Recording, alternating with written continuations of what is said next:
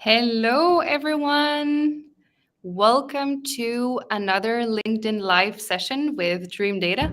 I know probably most of you were expecting to see Stefan today, but unfortunately he couldn't make it, so you're stuck with me.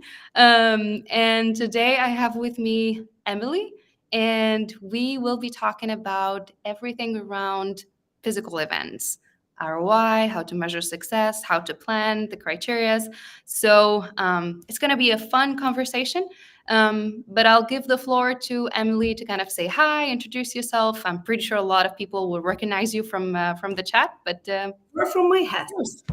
Or from your hat, yeah. Yeah. Hi, Emelie. Yeah. I am Emelie, and I'm the Vice President of Marketing at Younium.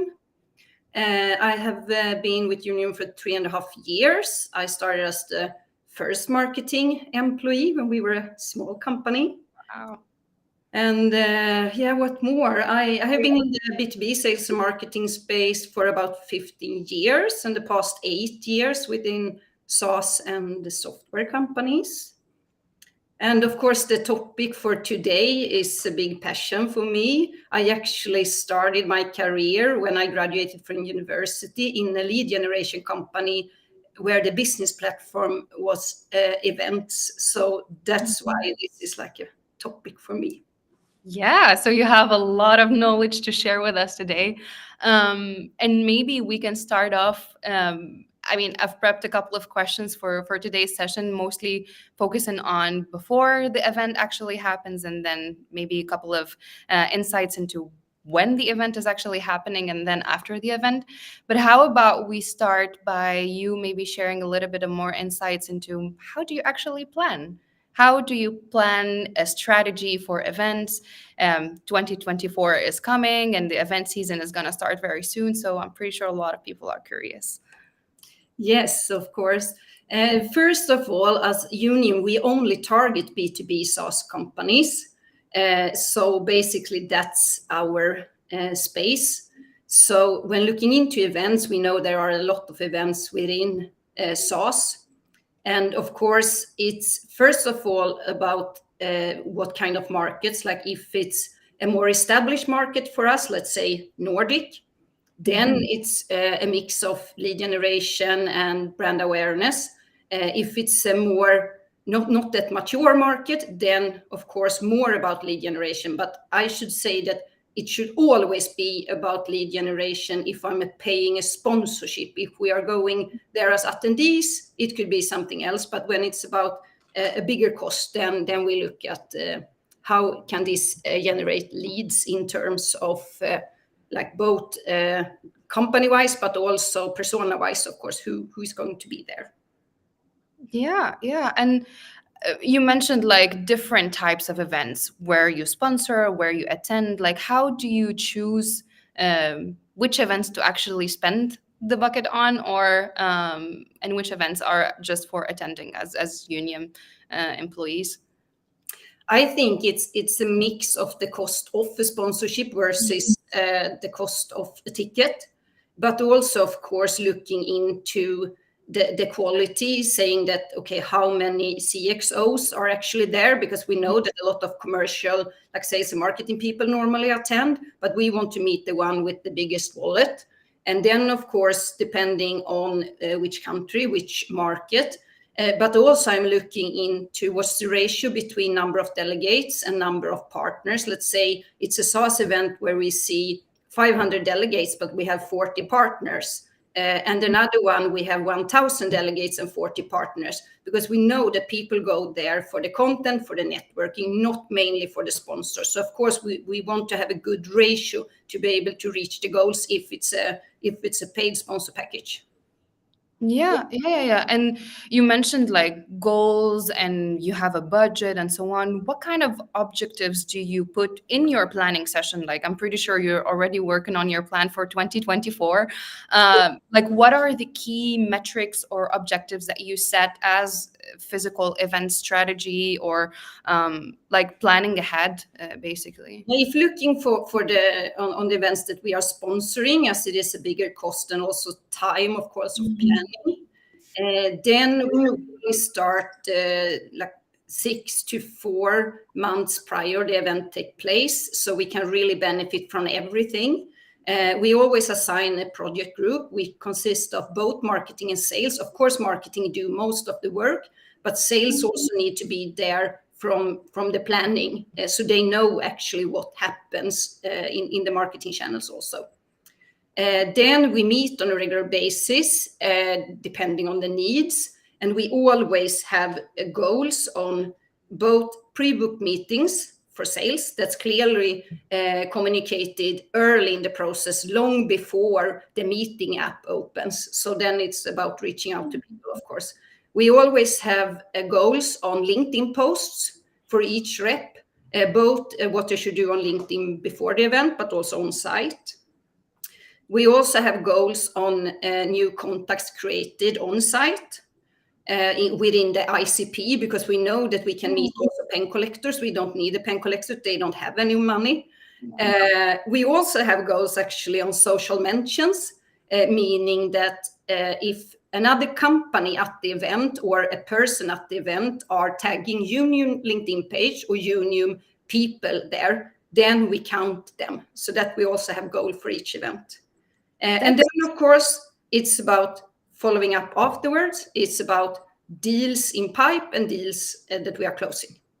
Yeah, that's really interesting. I really like the fact that you're involving sales in the process, because usually, like when we think about physical events, we think about marketing teams. We never think about sales. But having the meetings pre-booked, but also like working on branding and demand gen metrics like social mentions, I think it's really brilliant, and in a sense that would actually show the ROI of physical events better. Yeah, and I also think that like my aim is always then when we enter the event, when we are on site, everyone should know exactly what's required, our goals are, so we can spend the time on doing what we have invested in, and not being like, yeah, I don't know where to go and where is the booth and when should I be where. It's like these are the things that should be 100% clear if you take your time going to an event.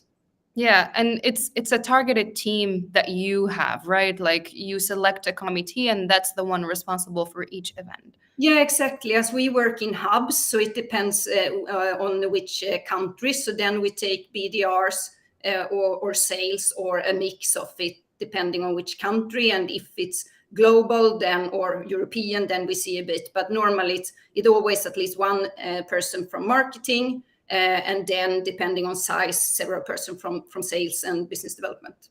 Yeah, I really like the synergy that you have between marketing and sales and having them work as a team in the actual event. And speaking about that, like when you're actually in the event, I think it's very challenging to engage the audience or like keep everyone entertained or attract them to your booth if you have a booth. And I had experienced the Younium booth in Sassius, but I'll let you maybe give an idea about what are kind of the creative ways or innovative ways that you would do to kind of attract audience, but most importantly, keep them engaged with your. Some years ago, I said, I'm not a creative person. I just know how to measure and plan things, but I will take that back because I have been very creative the past years, actually. No, but we were the first sponsor ever to Sassiest, and I brought the soft ice cream machine on site. And it has been a bit like we need to have it every time, because people are like, okay, it's Younium and the ice cream machine. And it actually works really well also, because when you're preparing the ice cream, it takes about 30 seconds. And then you can do your elevator pitch. People will remember you, but you also have the time to talk to them while they're waiting for the ice cream. So that's, of course, one thing. And then these hats, I created them after summer. So first time we used them was actually in Suster in San Francisco. And then they have been with us now for autumn. We will also have them during spring. And this is like, it's very cheap swag, but it's great. Yeah, that's amazing. I mean, I've met your team in contract book in Tech Barbecue when they came to Copenhagen, and I could recognize them instantly with Yeah, the. and that's also a strategy. I think I'm really happy when I hear about our team when they are going somewhere. If I'm not there, it's like, yeah, I met your team. They have the hat. They are so friendly. They are so alert. And these things are also things that we are training, of course, because many people starting in Corona, they don't have experience going to physical events. So it's one thing talking to a computer and another thing to meet people in person.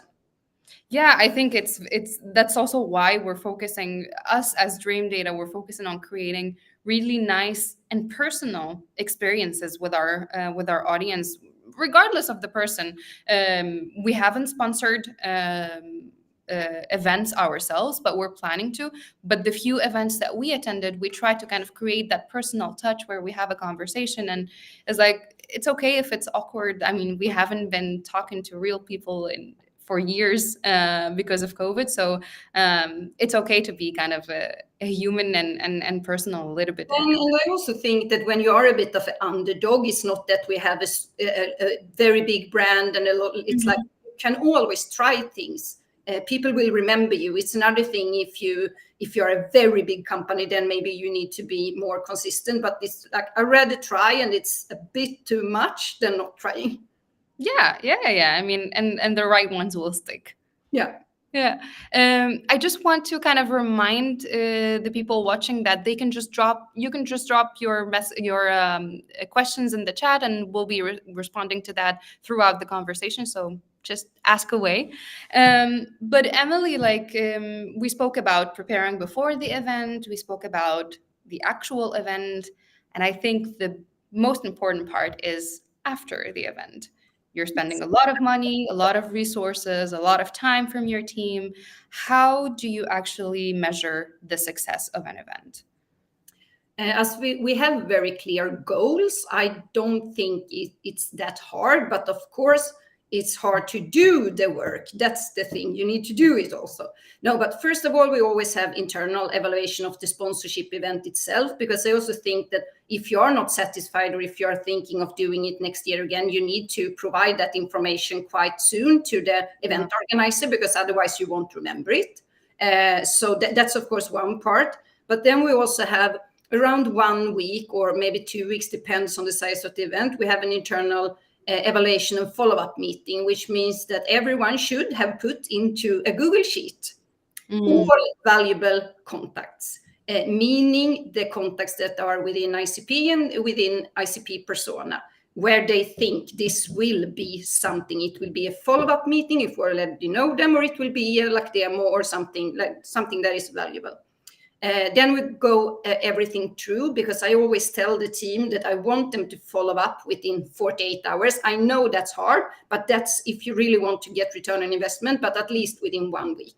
And then we talk about, okay, what's the status with follow-up meetings, booked meetings, like for all the people that they have been in contact with. Yeah. Then we count them. And then, of course, also the question of deals. We both have short term, meaning that, let's say, we have quite long sales cycles. So it's not that I expect a deal the week after. But let's say if we go to an event in October, then maybe we have a goal that we should close 1 deal before end of the year. And then we have a longer term that we should have X number of deals in pipeline before end of the year.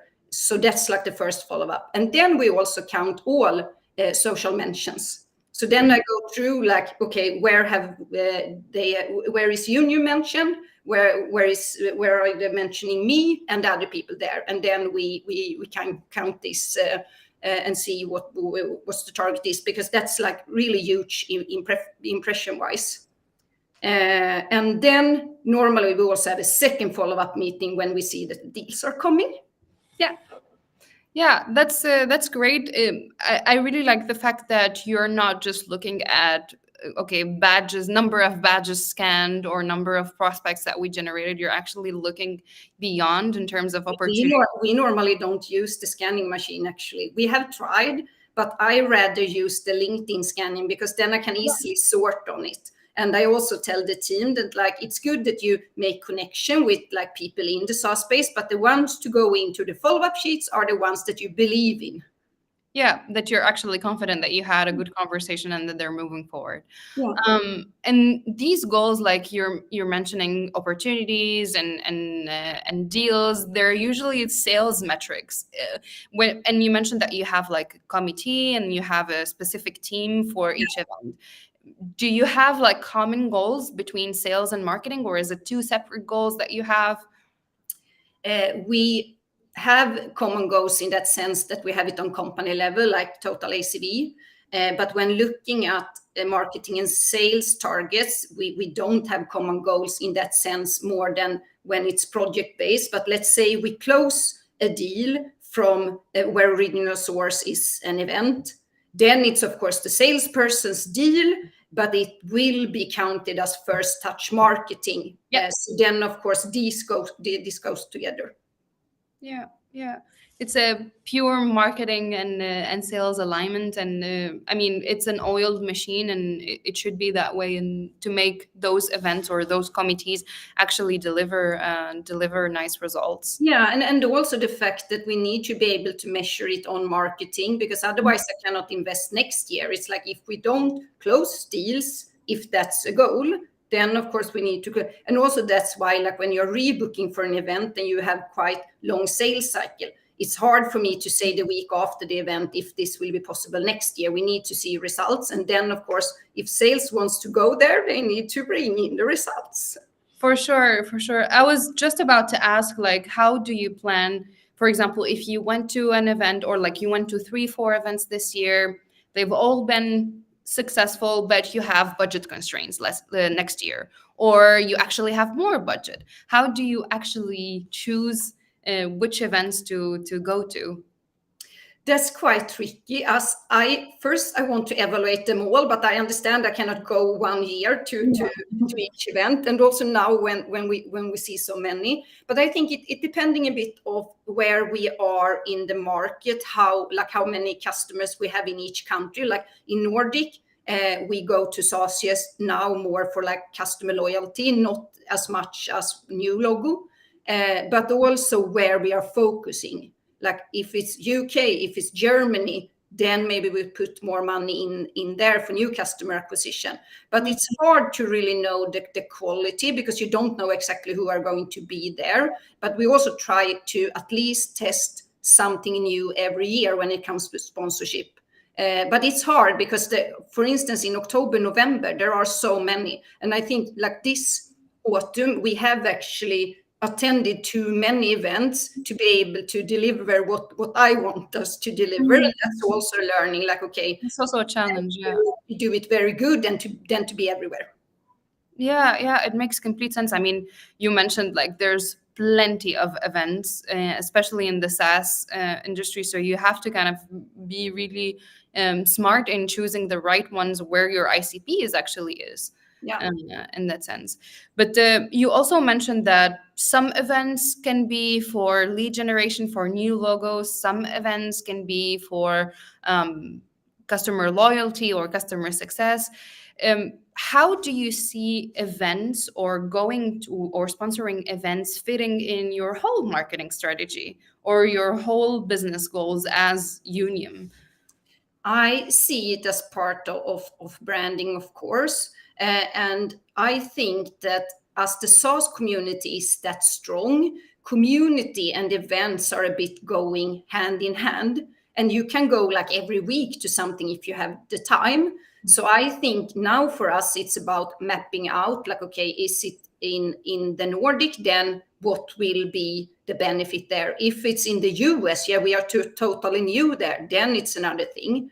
And of course, events always take more time than you think. So it's really about attending the right ones. But like when we came to SACS this year, I was surprised compared to last year, because we are a well-known brand in the Nordics, and I didn't realize that, even though we have many customers, because it was like, oh, I know everyone, they know me. And the year before, it was more about let's hunt after new customers. So it's really also good to get that proof for yourself, like, okay, this is working, this has happened during 1 year. Yeah. I mean, it's impressive to see, because sometimes we're so caught up in what we're doing that we actually don't see how we grew as companies. And I think it's a great reminder to actually see. Like, you look around, and same for us as Dream Data. We went sassy the first year. We were just like no booth, roaming around, getting to know people. Second year, like everyone knows Dream Data. So Yeah, it's a and that's also like now when we came from Sastock, we also organized a side event there, but yeah. also we got so many social mentions. Like it was like 6 times what we usually get. So I guess it's like, okay, people are recognizing, or they like us at least. No, that's great. And speaking of side events, that's also a sort of event planning that is not quite event planning, because, and I'm pretty sure a lot of people know this. So side events is basically not going to the actual conference, but actually organizing something either before or at night or the day after. And we recently in California, we organized the side event together. Yeah. Have you had any strategies in that? Because we're still experimenting ourselves, but have you thought about it? How do you think? Have you assessed it? Normally what we do is we have a bit like same strategy or lighter strategy compared to a sponsorship, but we still make a list like, okay, instead of booking meetings, it's about sales and marketing, reaching out to the prospects or the customers. But as it is quite heavily also reaching out to everyone, we of course use social media, email marketing, and Yeah. then it's always good to have people there. I think it's quite hard to like, okay, we should only target our persona, because then we will end up with the fewer people there. So I think that's something I more do with my left hand, and use my network, and then bring people on the day, because it's more about, yeah, maybe 100 people will sign up, but 40% will drop off. We know that. That's how it is when it's like not committed in that sense. But we have both an invitation process and a recommit process for the ones that we really want to see there. Yeah. I mean, for us, we also do it, like you said, like very low maintenance project, but we have seen a great success with it, because we have tried to invite customers, people that are on our free plan, potential, and then we actually get together and talk. We don't have to pitch Dream Data. So, and that was, we didn't realize it at the beginning, but then we were like, okay, it's actually not a bad idea to. No, and also about the possibility to create content. We hosted a side event in Malmö, and as we had quite many customers there at SACS, we got the possibility to talk to a customer, take a photo, use it on LinkedIn. That's the best social proof you can get. It's like it's hundreds of hours of content creation in-house. Yeah, and you're on the spot, and people are so open to, because I think the side events are more informal. It's Yeah. not like you're going to, it's kind of outside of work. You're there for some drinks, for some fun, and people are just like super open to have conversations. So I really like the side events part of it. Yeah, me too. Yeah. Cool. I see we are coming to the hour. If anyone has questions, feel free to drop them. But Emelie, is there anything else you want to share, like tricks and maybe tips, things that you learned the hard way, maybe? that you don't want people to do? Yeah. I think that do the pre-work and do the follow-up work if you're Yeah. going to events, because the event itself, it won't happen if you don't do these two parts. And sometimes it is hard to, like the day after the event, start to call or email or LinkedIn people, but it will pay off if you do it, because that's the thing with the event, that you Yeah. need to be consistent.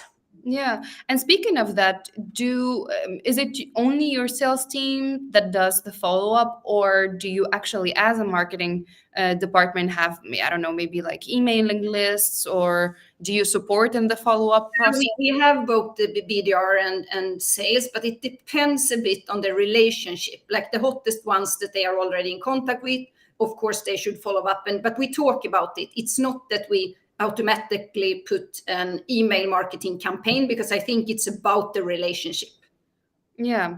Yeah, it's very important to build that relationship. And I mean, BDRs and SDRs are on the floor. They kind of talk and go around. So it's very important.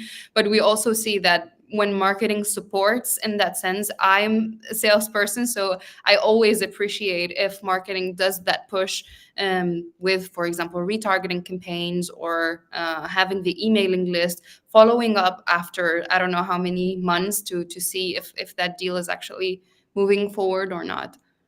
Yeah. Yeah. Cool. I see there's no questions here. Emelie, maybe I would leave the floor for you for any last. Yeah, when do we see each other next time? I know it's a gathering for SaaS people in Stockholm next week, at least. So then maybe the people that are listening now, some of them are coming there. Otherwise, I think I have nothing planned in December, but maybe it will pop up something. You never know. There's always something in December.